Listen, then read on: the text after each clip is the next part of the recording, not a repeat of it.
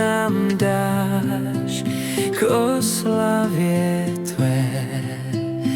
Ty, který v slávě dlíš, svým slovem zvítězíš, veď nás vždy k sobě blíž v království své.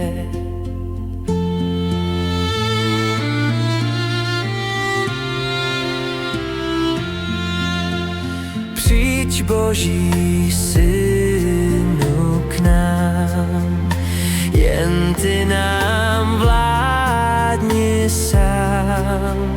Slyš proseb hlas, požehnej národ svůj, svým slovem posiluj, svou pravdou podmaňuj, provázej nás.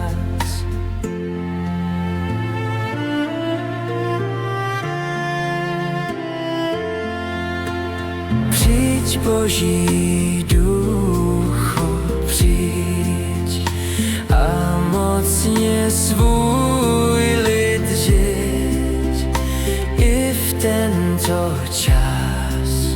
Svou prosím sílu dej, útěchu v srdce vlej, vždy s námi se trvej, ovládni nás.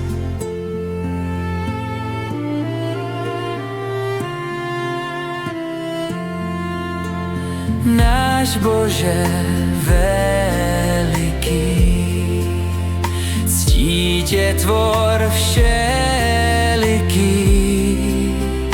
i každý duch.